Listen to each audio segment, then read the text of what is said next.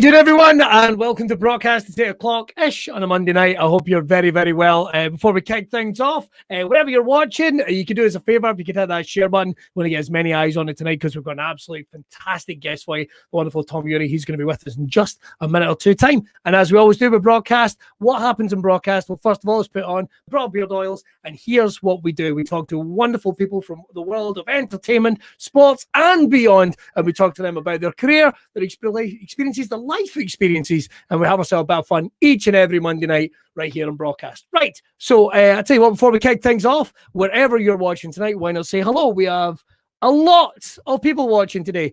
Do excuse the I've got a new setup here and a new camera. I don't know how it works.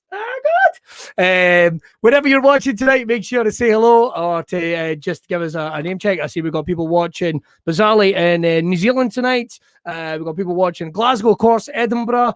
Down south, we've got someone watching from London. Good evening, Zoe. How are you? A lot of people watching tonight, so that's cool. We've got Tom Urie on, ladies and gentlemen. Not only is a wonderful actor, not only is a wonderful singer, but goes beyond it to comedian, everything. We've got a lot to talk about with Tom. It's going to be very exciting. So here's what you do. If you want to ask him a question, pop it in the comments. I'll get to it towards the end, and we'll hit him with a wee Q&A just at the end. Right, well, let's not mess about. Let's get things rock and rolling. Ladies and gentlemen, would you please welcome our guest? I know he's ready, and he's like me. He's wearing a hat to cover up his hair. Hope he doesn't mind me saying that. I'm sure his hair looks amazing.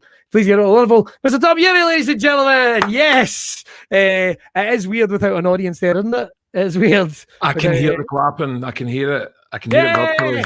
Yeah, I can hear it.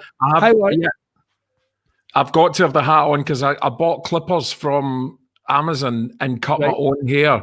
And I didn't just do the kind of Colonel Kurtz thing and that I did in March, you know, when we all went a bit Lord of the Flies. Yes. I tried to do a fade. You know, I tried to kind of... A fade? You know, and I tried to be fancy. I was changing the gauges and I was kind of going, yeah, blend this in a bit. And so I didn't do that bad a job, but I've never looked at the back. All right. I've not been out the house since I did it, so I don't know what's going on behind here. But I'm just being, you know, I'm just being a redneck with my hat for a while. It looks good. I like it. I like it. Going for a fade straight out the gate is going for a fade. You know, hanging over the sink, trying to do a fade. Did you have the mirror? Did you have the mirror to try and do the back? Do you know what? No, I just was like that. I was just doing. I just got a bit Vietnam about it. I was just like, you know, because I took a tooth out. Right. I think I told them to this during the actual like scary lockdown. I got really, really bad toothache, and it was a bit shaky and a bit kind of. And I ended up just pulling it out myself. Oh my fork. Goodness. I know. You're like the one-man version of Castaway. I know, it really was like that. It was like, this is turning into a kind of, you know, I'm in a desert island. It's in a flat in Pollock Shields, but it is a desert island. You know, I'm pulling my own teeth out. What's going to happen next? You're going to start hunting dogs? What? I've got cats. I mean, they're furious that I've been in the house for 7 months because it's their house. I'd say that the one worry you've got about when you cut your own hair is that you want to make sure you haven't left yourself a wee sneaky rat tail by accident, because those... Well, that's why I'm not looking. I can't see the back of my head. And I don't go out the house now anyway because there's a wee bug going about, you know, and I'm just keeping out the road. So your mumps are going to be bad this winter. Everyone's getting the mumps, so you gotta be careful. Well, I've had the mumps. Oh, you'll be all right then. But I had the chicken pox twice as a kid.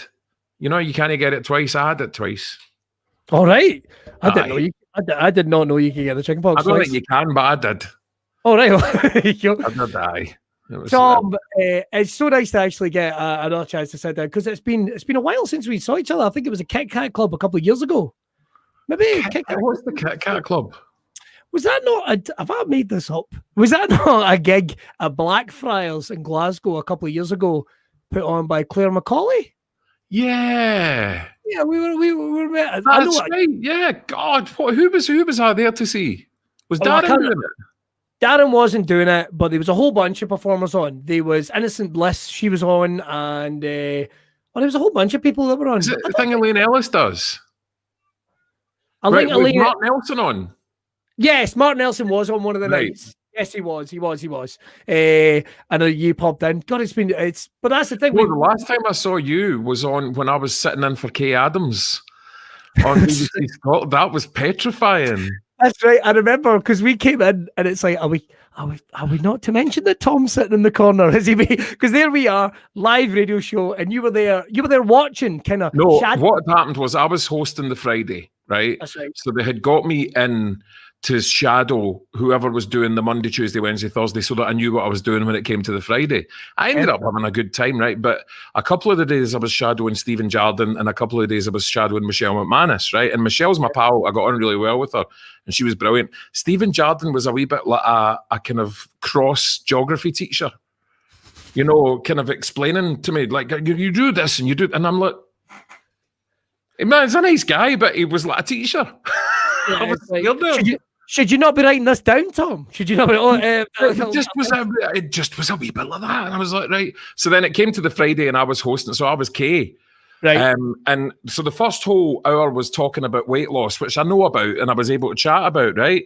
And then the next guest was Karen Dunbar, who I know all about and who I love, and it was easy to chat. Then they got a kind of David Brent guy on to talk about office motivational days. And I really, really struggled to maintain interest in guys like that. So he started talking about it, and I drifted off. And then I was like, so what, you know? And then I thought, oh no, well, I'm on the radio. I've got to pretend I'm interested. So I thought, I listened to it back, and I went, do you know what? I've stopped paying attention to this guy, and I'm actually hosting a national radio show, and I've stopped listening. I've tuned out. It's like when you stop and ask somebody directions, and then you don't listen to what they're saying. You've started, as soon as you hear roundabout, you're like, and you go down to the roundabout. I know. I go, nah, I'll just. Who was it? Who's that comedian that just did that video about that? It was brilliant. What's his name? Doesn't he keep forgetting direct? Is that a Rod Gilbert? Maybe I'll just. Oh, I forgot his name. He's really funny. Oh, but still, is it Stephen Buchanan? Or is it the guy that looks like Stephen Buchanan? I think it's the guy that looks like Stephen Buchanan. It's the guy that looks like Stephen Buchanan. It's Stephen Buchanan.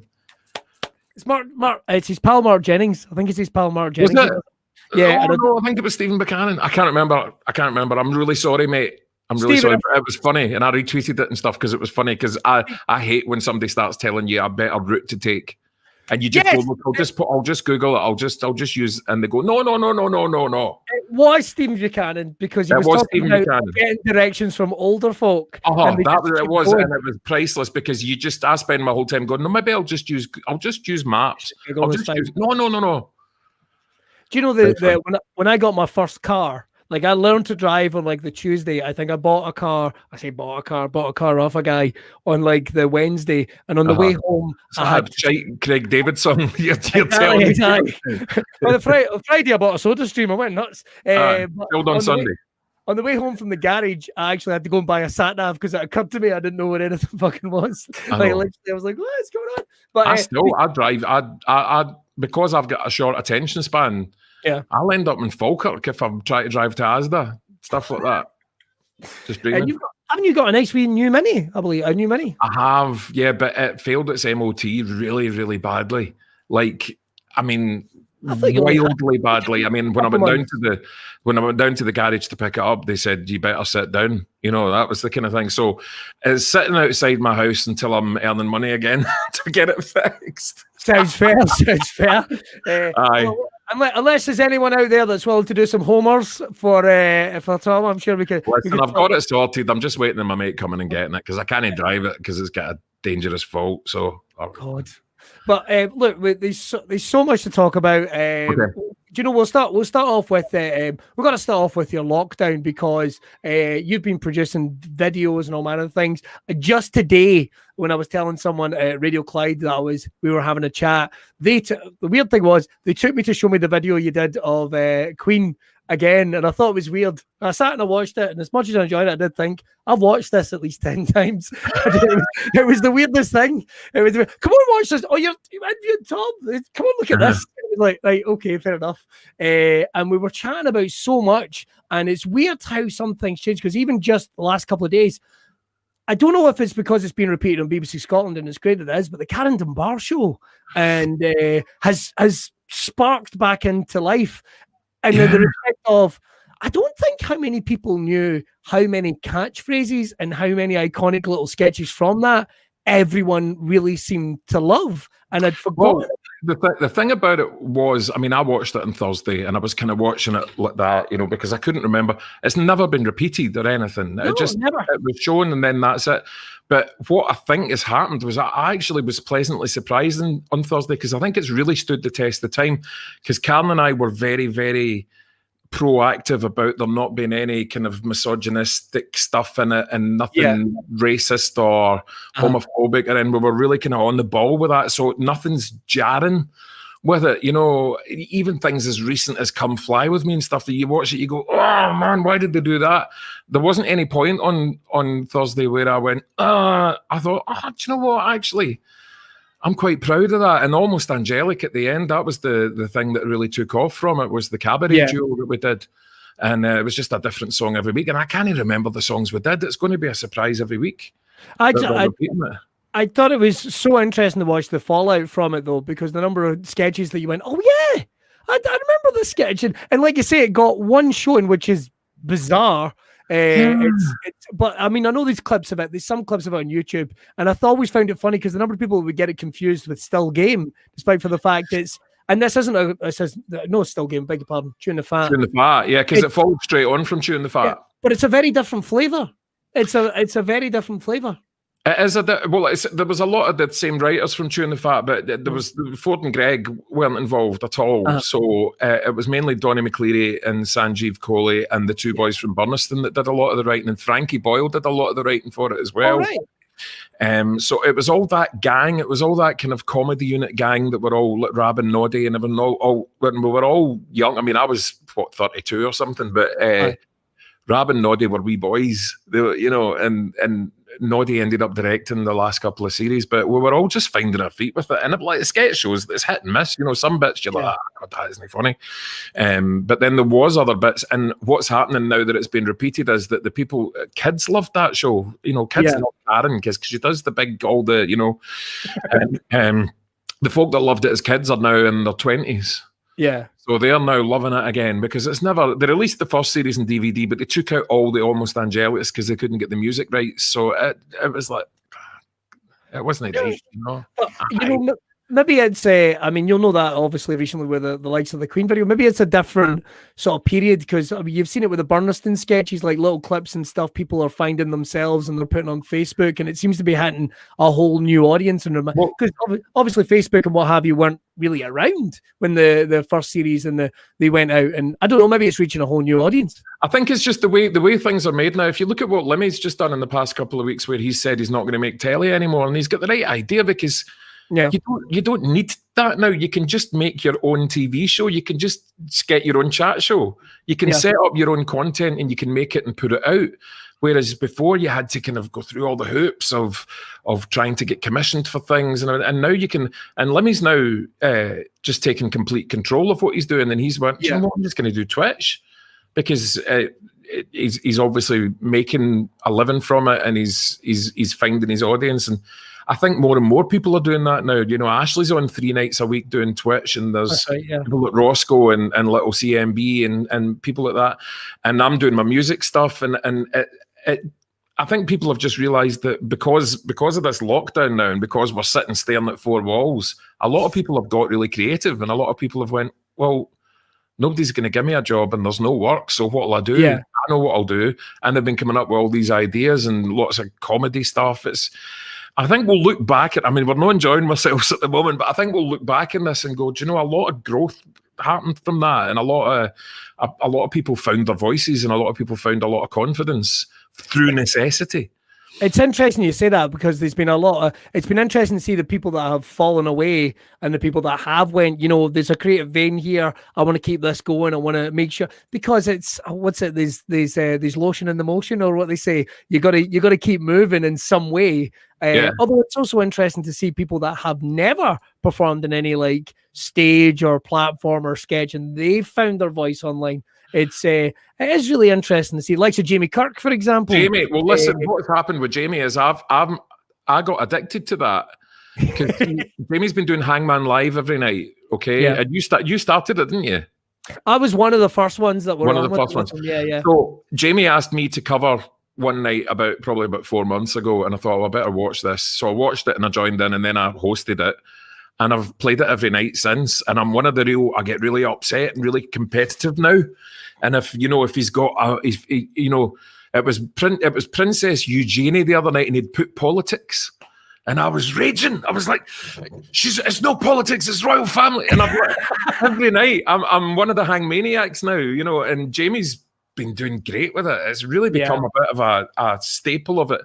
And I think there's a lot of stuff that's sprouted up from this hellish nightmare that we're in that will keep going.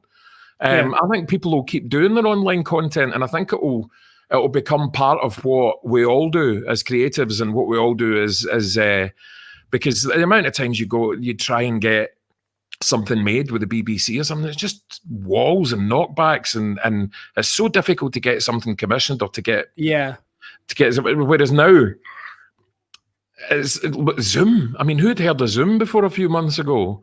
It's crazy. Grants on it, and it's good. It's great. There's a lot of great stuff going on. A lot of guff as well, but you get that with everything. But my stuff that I've done is, I mean, I got really ill in the summer. I got really mentally ill again for the first time in years, and I got clinical depression. The one where you can't actually move your eyelashes because you're so. And my answer to it is to do these big music projects that I do, and each one of these videos takes a long time, and it's all really obsessive, compulsive, working things out and doing it and getting it right, and then making a video and editing it, and then so it looks as if I've just done a kind of 3-minute thing live, but it's actually taken me 2 weeks of planning, and because I'm a bit of an obsessive when it comes to producing music, so I try to do one every week, and it's kept me, I don't care if anybody watches it, but it keeps me, well, I do care. Who am I kidding? I'm like, how many folk have watched it today? You like it to be appreciated. You like it to be appreciated. But it's not, I mean, it's not to make money or to do anything. I've just went, I need to keep this going. I need to keep my muscle going, and I need to keep being creative, because it's keeping me sane. It's keeping me from, because otherwise I'll just sit and watch the shopping channel for 7 months, and that's not very good. I can understand that, because there's lots of people that I know, and I know I felt it during my darkest moments during this lockdown, and it has been because it is like I've stopped moving, I've stopped using that creativity, I've stopped going, and I'm the worst in the world at doing nothing. I'm the worst. I'm the absolute worst. Well, I got this 2 weeks ago. A mate of mine sent me this. Oh, I've got one. Oh man. What this everyday hours Mario Kart. Honestly, I've been racing Ashley Story and even ranking. Ashley's good. But we're getting really competitive with each other. We're like secretly practicing and going on YouTube and finding out, methods. It's like we're 8. I've got to say there's an online series with that. I've got to say, who's the best at cheating? No, I know it's no cheating.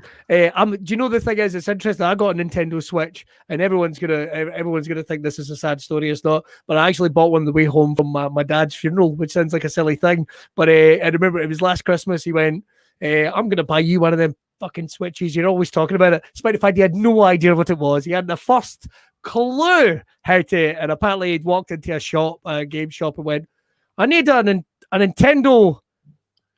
One of the Space Invader things. Button, and this was a guy that was 76. Button for my boy. All right, how old's your son? Oh, he's 40. It's like, you know what? The average age of people buying Switches is probably about 40. Hey, look, they're good stuff, man. They're good stuff. I've been playing Super Mario Sunshine that we used to play on the GameCube, and I'm getting that from Santa. Oh, I treated myself. And the other one was Luigi's Mansion, because it's none of the games like Call of Duty or like WrestleMania. Oh, I can't be asked for any of that. I like the cartoon stuff, because I've only got 2 games. I've got Mario Kart and I've got Mario Odyssey. Oh right, that's good. Mario Odyssey is good fun. Mario Odyssey. Well, I played it for about 10 minutes and went, I'm going to just play Mario Kart just now, because I've not got the brain power for Mario Odyssey, because I've got to work things out and remember things. I just want to go fast. Yes. And throw bananas at people.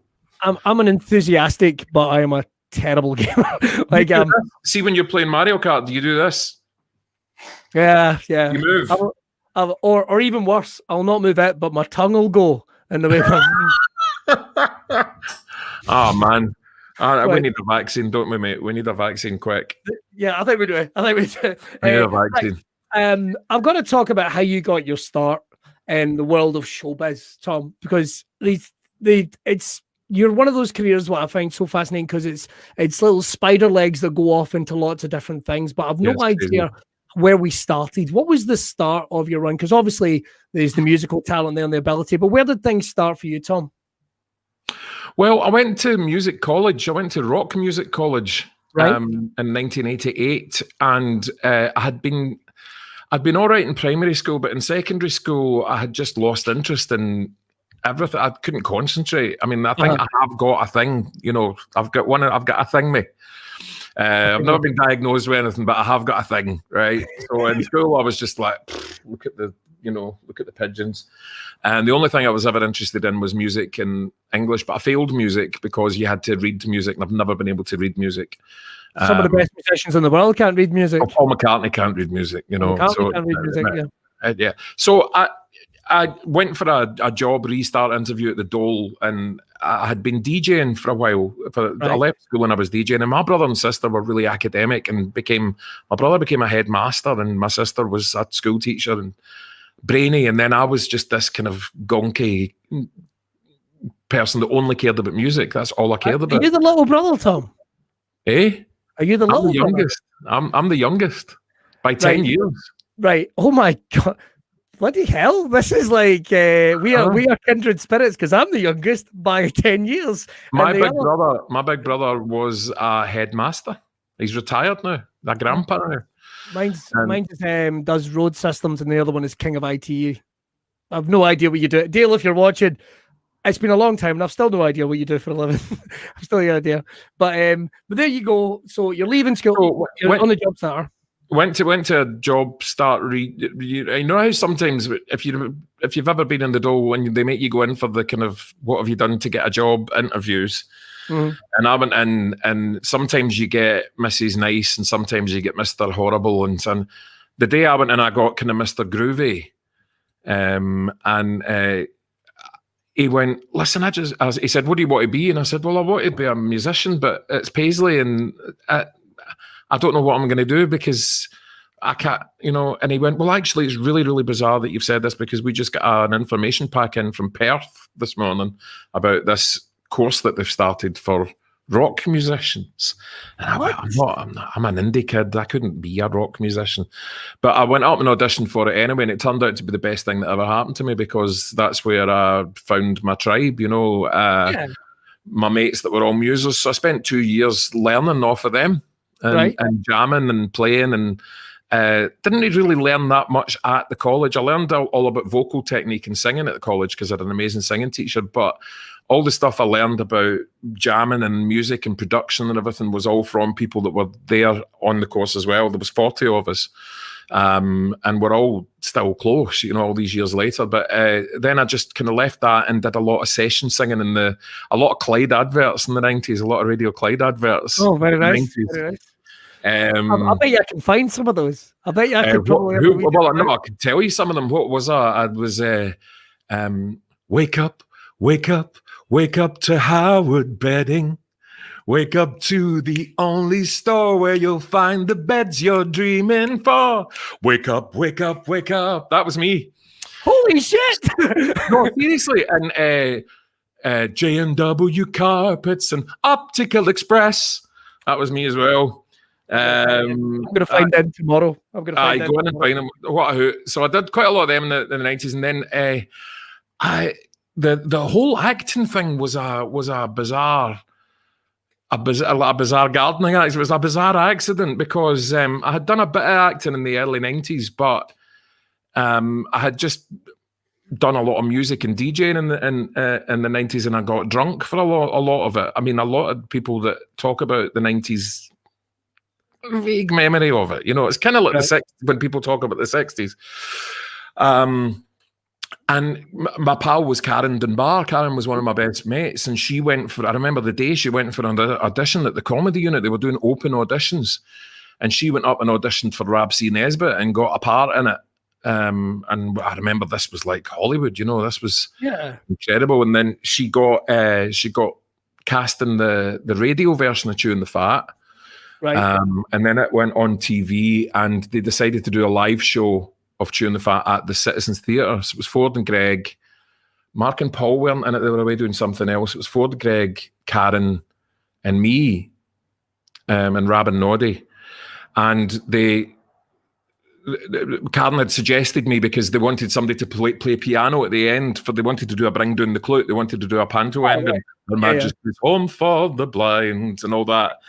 My mate Joe's a burglar. All these Chewing the Fat songs. So they wanted a piano player. So I went along to be the piano player, but they ended up putting me in loads of the sketches to be, in a Ronald Villiers sketch and all that stuff.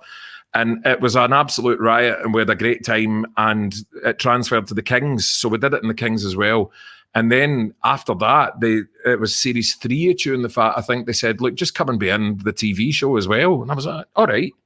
So I went and did that. And then after the first series of that, I got to know Philip Differ and Johnny Watson. So I did 4 years of Only an Excuse with them. Wow. So I was various football people. I was Tam Cowan at one point. We were Tam and Stuart. And I kind of just cut my teeth there. And the comedy unit ended up being my agent. And I did 7 years of Watson's Wind Up with Jonathan Watson. Yeah. And then the Karen Dunbar show got commissioned, and I did that for 4 years. And that was how I got into acting. Just a big accident. And that's what happened. It's crazy how it happens, doesn't it? So all from that music side to a rock course, which seems like such an alien concept in this day and age. Going from that rock course all the way to the comedy unit, it just shows you sometimes it just pays to turn up and say yes and work hard. It just shows you. It's just bizarre. It's just right place, right time. Cheap enough probably as well. He'll do it. Give him a tenner, he'll do it. But I really learned a lot about because 2 series of Chewing the Fat, which I wasn't in that much, and then 4 series of the Karen Dunbar show, which I was really involved with. So I learned how to do telly stuff there, which is really different from theatre, which bode me well for River City later on. But it was just a great laugh most of the time. It was really, because it was a sketch show, I was a spider one day, and then the next day I'd be, working in a bank, and it just was good. It was good fun. Yeah. And it was back in the kind of heyday of the comedy unit when Ford and Greg were there. And I mean, it's still having a heyday, Scott Squad and everything, but back then it was really kind of on fire because the boys, Ford and Greg, were really superstars. And they still are, but it was really, when Chewing the Fat first took off, it was like Beatlemania. In Glasgow especially, they were just getting people shouting "Gonna No Day That" at them everywhere they went. And so it was a really exciting thing to be a part of. It was a big wave of kind of new Scottish comedy. As a punter during that time, it was very exciting, and it was motivating for a lot of comedians, a lot of actors to see Scottish comedy and on the TV and not cringe at it. Yeah, and it was just great to see. It was just great. And oh God, what happened there? I think, are you still there, Tom? I think we've got a wee bit of a connection issue. Are you still there, Tom? Yeah, can you hear me? All right, okay. There we go. You froze for just a second. So did you. All right. There's a poltergeist in this house. So it's probably her. It's probably Margaret. Bloody! Oh, is it Margaret? God, don't talk about that. Oh my goodness. It's all right. She tidies up after herself. That's nice. That's nice. The cats will appreciate that. Is that why you have cats, to keep away the poltergeists? No, they actually got on quite well. Well, the 3 of them hate me though. Right, fair enough. But so, what do you think were some of the highlights away from the likes of the Karen Dunbar show? Because obviously, a lot of people will know that you were in Trainspotting 2. Yes. I always think there's another bit to that title, but it's just Trainspotting 2. It's T2 Trainspotting. T2 Trainspotting. He did that to annoy. He did it to annoy James Cameron. Really? Just because I asked him, oh God, maybe I'm going to get into trouble for saying this. I said, why have you called this T2? And he went, to annoy James Cameron. It's Terminator 2. What could be the feud with James Cameron? I don't know. I don't even if he had a feud, but he just said, yeah, it's annoyed. Maybe he was kidding me on. I don't know. He's a millionaire. I've not even seen Titanic. I don't know. Which some people really struggle with the fact I've not seen it. But that was, as to be said, that's a bit of an iconic scene in Scotland. You're racking them up with these videos and what have you, because obviously it's the scene in the, I want to say the Rangers Club in Edinburgh. Well, it was filmed in Bells Hill on the hottest day of the year. And it was upstairs in the Orb in Bells Hill. And they had to put big black sheets over the windows to make it look like nighttime. So it was roasting. They had to, and there was 200 extras. 200 extras all from that genre. Fair enough. It was authentic, right? And I wasn't brought up in a religious household. We were neither Catholic nor Protestant. I don't understand any of that. I don't have any kind of views on it. I don't support a football team. I don't get any of it. So I don't, so I was covered in all these loyalist tattoos. I had the red hand at Ulster, and I had 1690 in my neck, and King Billy here, and all these guys were going, "Oh, did they? All right, big man. Didn't know you were one of us. Didn't know you were one of us." And I'm like, but I don't really know what they mean. I'm an actor, But what a riot that was. It was just, oh man. Danny Boyle was so nice to everybody. Remembered everybody's name, had patience for everybody, got everybody involved. A really charming, nice, lovely guy. That was the best thing about it, was because I did 4 days on it. It doesn't look it, but it was 4 days. Wow. And it was one of these scenes where while we were doing it, and I was just thinking to myself, am I going to get hassle for this? Am I going to get a hard time for what's going on in this? Because I don't get all that. I don't have an opinion on any of the marches. I just don't. It's not in my world. My world is just doing music. So am I going to? So at the premiere, we didn't know what was going to be in the movie and what wasn't, because they shot about 2 extra hours of it. They shot loads of stuff that didn't end up in the film. So at the premiere, I went along with Simon Weir and Atta Jakob, who are 2 actors that were in the film as well. Oh, Simon, yeah. Do you know Simon? Yeah. So the 3 of us were sitting there, and we decided not to tell each other who we were in the film, to see just what did you do in it? I said, well, I'm not telling you. Let's just wait and see, right? Oh my goodness. The first thing happened, Simon's got his bobby out on the screen for a start. We're all rolling, we laughed at that. Yeah, I know. And then Atta gets punched in the face by Begbie, and then the 1690 scene comes on, and I'm like that. Oh my god! And the bit where the place erupts, the cinema just erupted, and I went, "Oh, right, okay, it's all right." And then after that, it was just like everybody was going, "Oh, see that big man. Go sing that song, mate." And I'm like, I can't. At my gigs, go sing that song for Trainspotting 2. No. But what a riot. And I had to keep it a secret. I couldn't tell anybody. They made us sign a thing to say, so I hadn't told anybody I was in it. So folk were sitting watching it, and then suddenly Big Bob Forever City's the bouncer. A lot of interesting bookings, I should imagine, was starting coming in around about that time. Aye. One thing we certainly have to talk about, it would have been so weird, like you're saying, for some people, because obviously that was at a time in your life where you made a huge change. Well, we've got to talk about that quickly, because I think I saw you at the Scottish Comedy Awards one year, and then literally, I think the following year, there you were again, and it was a completely different man.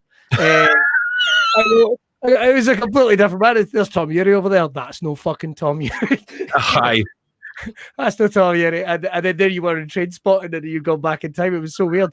But what a physical change that you made, especially even when you're talking about being Big Bob in River City. When you were recently, you weren't Big Bob anymore.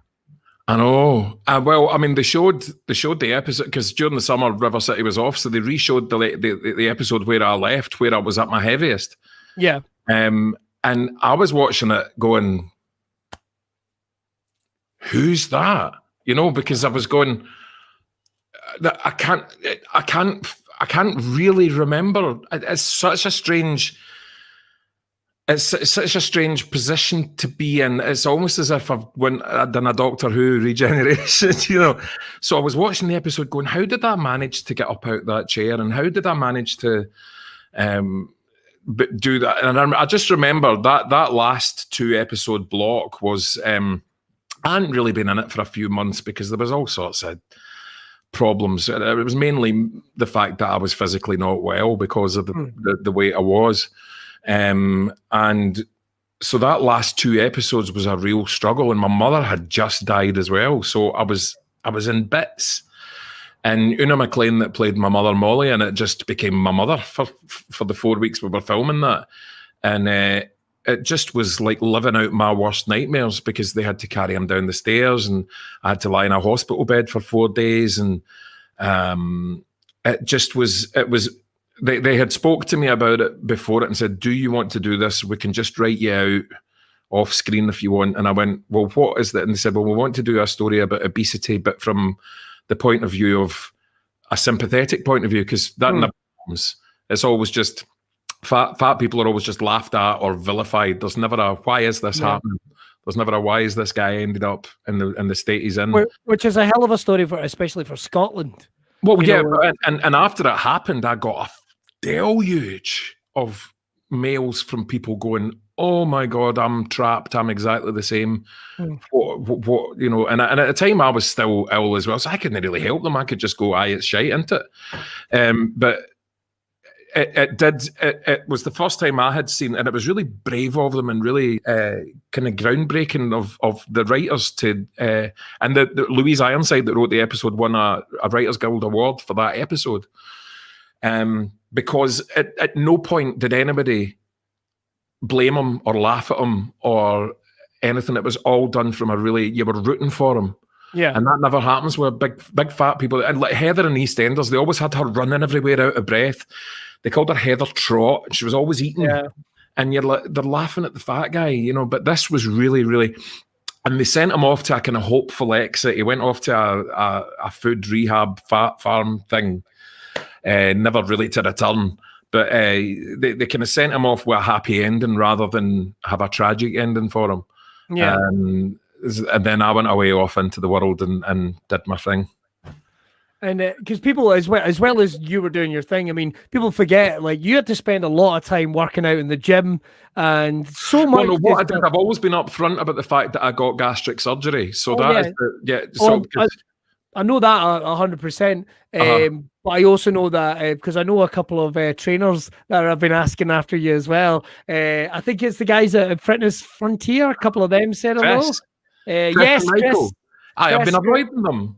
Yeah, I can't tell them where I am. I'm not leaving the house. I'm not going to get the Rona. I'm staying in the house. I'll let it know. And the boy there that does yoga as well, he's I don't think you've met him, but a guy called Murray Thompson, who we've had as a guest on the show, he's like, I'll send him a program if he wants. But they are asking after you, and they're only delighted to see how things are going. I'm just staying in the house. Just staying in the house. I'll let them know. They can send me a workout if they want. I'll do it in here. That's fine. We did one over FaceTime a couple of months ago with Chris, but he was too strict. You know what he's like. So I got gastric surgery after getting worse. I got worse after I left River City, and I was dealing with and realised I was dealing with severe mental health problems at the same time. So the kind of heavens all collided for me to be able to get this surgery. And that was, it's like getting stabilizers on a bike. It's not a miracle fix. It only works if you run with it. So after about 2 weeks, I started feeling brilliant. So I started giving myself all these challenges. I never ran because I'm never going to run. But I did a lot of walking. I did a lot of working out at the gym with Chris and Michael. I did a lot of that kind of stuff. I ended up doing 3 kilt walks, which was great because I couldn't walk from the living room to the kitchen before.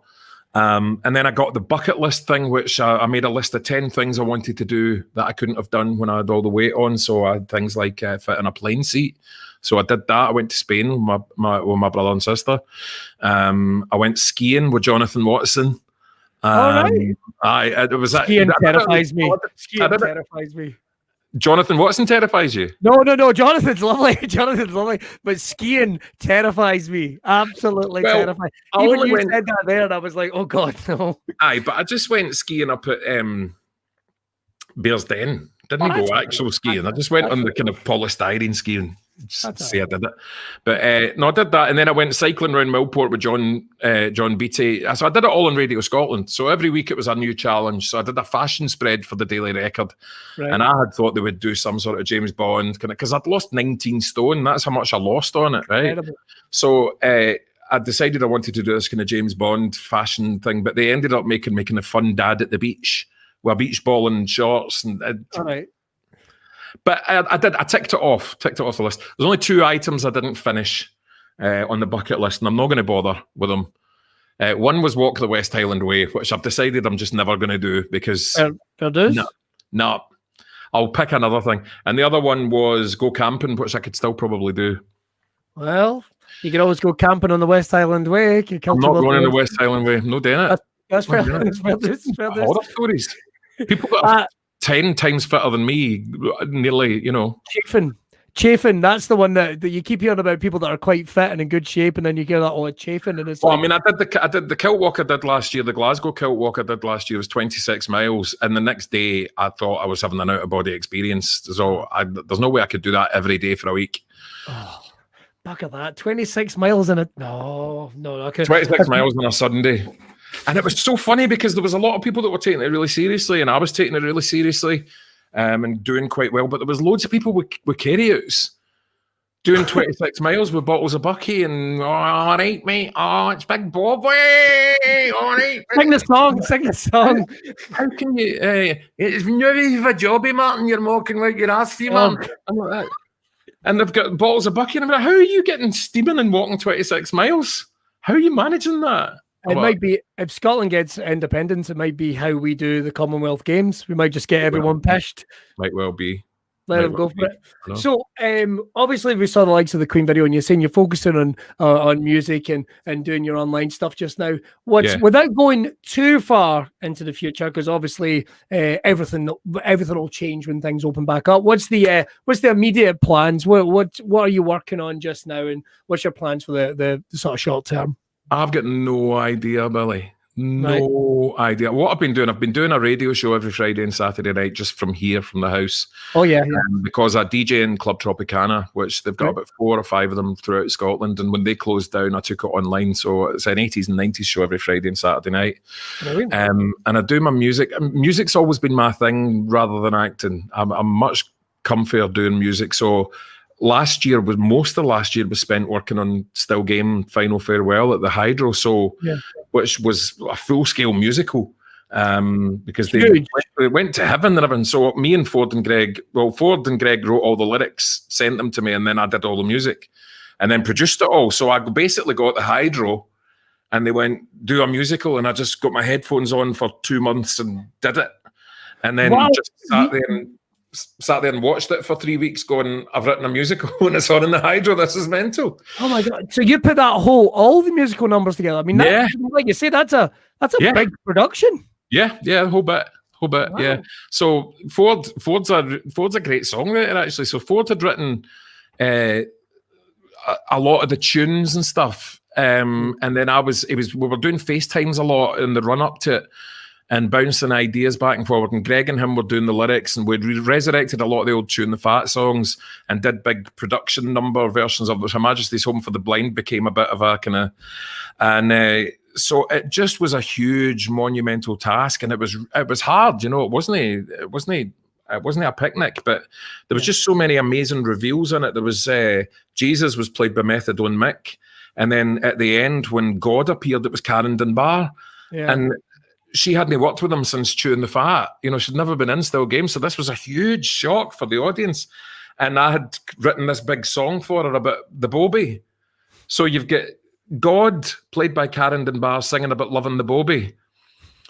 And, of course, there was some walkouts. Oh, really? Aye. There was some folk going, no. God's a woman and she's singing about loving the bobby. Oh, I can't even deal with that. Get your bag, more rag. Most folk were fine. Then I had to go and lie in a darkened room for about 2 months after that because it was a lot of hard work. But ultimately, I love working with them because they always use the same gang. So it's like I did all three. I did the first one, the second one, and the third one. But the first one, it just had a big Bollywood number at the end about eyes are drinking mushroom soup. So I wrote that and produced that. Then the second one, they went on a cruise. So I got to do all this mad cruise music. And then the third one was the full-scale musical. So I kind of wrote quite a lot of stuff, which I haven't listened to it for a year. I've not listened to it since we've done it. I'll need to get out and have a listen because I got so sick of it because I was hearing it 50, 60 times a day. Yeah. But that's the kind of thing that I love doing most, Billy, is producing music and working with people and putting shows together and stuff rather than acting. I just, if I was to choose what path to go down in the future, it would be all that. It would be music, and the stuff I'm doing with the videos and stuff is practice. It's all about, the Bohemian Rhapsody thing. Working out these harmonies was just like, it was like equations because it's so intricate and so... And I wanted to make it raw. I didn't want to use any backing tracks or anything, so it was all coming out of my mouth and my piano in the living room. And that ended up going mad, that Bohemian Rhapsody thing. Brian May shared it. I thought that was wild when Brian May shared it. But, I mean, and then folk were going, it's not only Brian May, it's saying like, nip, nip, nip, nip, nip. And then I went on his website and it was him, it was his official website. But then I started seeing all these hardcore Queen fans going, who the fuck does this guy think he is? And it started getting a bit negative. So I ended up just not looking, and I had to go to my bed for a couple of days with the stress of it because I was like, oh no, it's too big. It's too big. It went out of my control. And I didn't do one for a few weeks after that because I thought, I need to watch my anxiety with this because I'm doing these videos to help my mental health, and this has now got a bit. I don't like that kind of online abuse because I got a lot of that when I was Big Bob in River City. There was a lot of hatred for the fact that there was a fat guy in the telly. It's a side of the performance side of it that people don't realize, that you put yourself out there, and there'll always be the negative side of it. And these times that we can deal with it, and there's times that they forget. It's like, there's a human being here, especially when you've made something to go, I literally made this to entertain you. And also, it's Bohemian Rhapsody, but I'm in my hall. I'm in my hall with one mic and a guitar and a piano. And they've got these going, he's totally got that chord wrong, and he's not did that bit right. And I was just like, so fuck. Yeah, people in Germany going, this is an outrage. I'm terrible in an argument, Tom, because whenever anyone gets angry about anything, especially something silly, I'm the first one to laugh. I'm the first one. Like, my kids have knocked a kid down in a soft play, and I've had an angry dad going, that's fucking ridiculous. Your kid knocked my kid down with a beanbag, and I've started sniggering about the fact that, look how angry you're getting. Nah, I just have to take to my bed. Well, I also say it sounds like quite a good method. I think next time I get in that situation, absolutely, I might just drop down. But we're excited to hear what's coming for the future, because that's brilliant. The idea that you put your energies back into doing more, musical stuff. And the idea of, there can't be many people with that in their CV doing 3 bespoke musicals almost for the Hydro. They can't be that many. There can't be that many. And sometimes I have to remind myself of that because I forget. I think, it's been a couple of years. Oh man, I had the Hydro to myself. Sitting in the Hydro on my own, like playing stuff and hearing it through the speakers and going, all right, maybe that'll be better. How have I ended up here from being a dafty in Paisley in the DHSS, saying I want to be a pop star? Well, you've also got the voice of Howard Bedding. Let's not forget that. The voice also the voice of, and this came up last week because I had done a 90s track last week. Right. Because Michael Kilkey, the DJ, had suggested this house track from the 90s that I remember loving. Don't remember a lot about the 90s, but I remember loving it. And I did that. And then it kind of resurfaced that I had done the vocals for Milo's Destroy Rock and Roll album, which had been a huge success in 2005. And one of the singles got into the top 10 and it was me doing the vocals. In my arms, baby, yeah. In my arms, baby, yeah. And I forgot I'd done it. And then so that kind of resurfaced because of that, and the DJs were kind of playing it again and going, that's that guy who was Big Bob in River City that ended up singing that. And it's just one of these bizarre situations I find myself in. Yeah, weird things come like I'm on an episode of Vera playing myself, and I forget that I'm in an episode I ended up working with Glenda Jackson last year. Oh, that was incredible! Like that was really cool. That's Glenda Jackson. That is very, very cool. We saw that because she won it was the BAFTA last year. Oh no! So, but I had went for an audition to play somebody else in it, right. And they phoned me back and went, right, we've got 3 parts. We can't decide what one to give you. 2 of them are in flashbacks in the 40s. And one of them is a 2-hander scene with Glenda Jackson. And I was going, please give me the one with Glenda Jackson. Please give me the one with Glenda Jackson. Please give me the one with Glenda Jackson. And that's the one I got. So I got that, just a 2-minute scene where I'm a policeman and she comes in to shout at me. Yeah. But I got to spend the day acting with Glenda Jackson, who's won the Best Actress Oscar twice. And I just and I was just like, she was staring into my eyes and I was going, I'm acting with Glenda Jackson. that's how that Glenda Jackson, we could... There's got to be a part 2 of this because I could go off, especially, Glenda Jackson's such a unique thing, especially when people forget. She gave up acting for a long time. 25 years. Came back. And became a politician, yeah. Came back as match fit as she was when she left. Aye, 82. That's crazy. I know. But what we need to do is we need to write a musical for Glenda Jackson. Absolutely. Do you know the funniest thing before we go? The funniest thing about the Glenda Jackson thing was a few of the folk didn't know who she was, right? Because there was a lot of kind of younger, there was a lot of extras there and stuff, and she was sitting and she was kind of sitting in her own, and I left her in peace because I didn't want to annoy her. And one of the extras went up and sat with her and went, all right, you done a lot of this? And she was like, yes, I go quite a lot. Yes, I know. Oh, that's good. You know what you should do? You should try and get in that River City. Try and get in that. I'll have a word with them. And she was like, oh, what's that? And it was like, oh, it's a soap opera. It was good. You'd be great in it. You could be Molly's sister. She went, oh, that would be wonderful. She was so gracious with everybody. And I was sitting going, oh no, Glasgow, stop it. and saying that, there she has been so gracious. The minute she's off, like, and get me in River City. Like, you never know. You never know. John, right, and we'll save it for part 2. Do you know what we'll have to? No. Tell me. Right, okay. So I did another film with John Landis. Oh wow! Birkenhair. Birkenhair, right? So I did 4 days in that as well. I always get 4 days on something, right? So I did Birkenhair, and it was with Simon Pegg and damn it!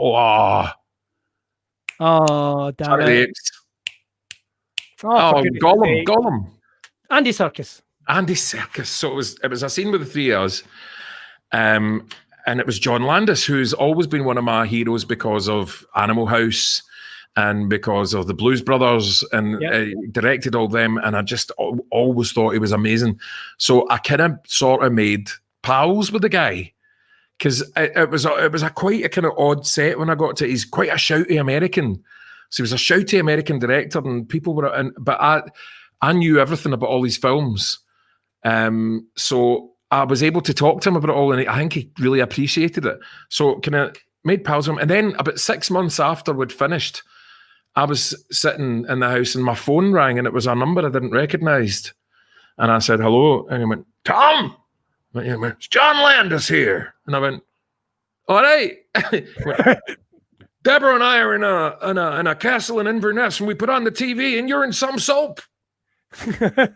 You've wandered into some soap. And I went, no, that's River City. I went, come and direct an episode. And he went, yeah, hell, fella, I'll do that. And then never heard from him again. Oh, wow. I love the fact he's phoning you. I love that when people do that, they're phoning you. Had me on his phone, phoned me to say he was watching River City. And I'm like, it's John Landis phoned to say he was watching River City. You're in a soap. Did you know that, Tom? You're in some soap. What's this soap you're in? You're thinking, this is the Blues Brothers 3 call. It is. I've got it. I'm into it. Absolutely. Tom, we've got to do a part 2. This has been just such a delight. It's been so much fun. And do you know, if everyone wants to check out what you're doing, of course you're on Twitter, of course you're on Facebook as well. I've got a YouTube page now as well. YouTube page. Do we know what the user is on gone. that? You know what the user is? Just tell me. I don't know. Just look. Google Tom. Just Google me. No, it's got all my videos on it. There's a new one that went up today. Wholehearted by Extremes, my new one. So it went up today. Oh wow! I've not. God, that's from I think that's from Pornograffiti. It is, yeah. So that's the new one. So that just went up late last night. So it's on my Facebook page and it's on the YouTube. So it's on the YouTube, please. On the YouTube. Go on. Do you know the YouTube? On the YouTube. It's like the sequel to C-Fax. Go and check it out. It is the sequel to C-Fax. Was so futuristic when it came out. Mate, it says Bamboozle was the educator of a generation. I can assure you that, especially when you got the wrong answer and you can go back one. Bamboozle, man! I forgot about Bamboozle. Bamboozle. Here's us talking about our Nintendo Switches, where we all know gaming peaked with Bamboozle and C-Fax. It did, mate. It did. But I'll pop you just quickly back in the green room, and we'll get a wee chat as we sign off. But ladies and gentlemen, thank you for joining us so much. Give it up, everyone, for the wonderful Mr. Tom Urie. Thank you very much. Yes. Right, that's all we've got time for. We've got to do a part 2. That was an absolute blast. Don't forget to check out everything Tom's doing on Twitter, Facebook, and his YouTube channel, where he's got a brand new video up. You have to go and check that out.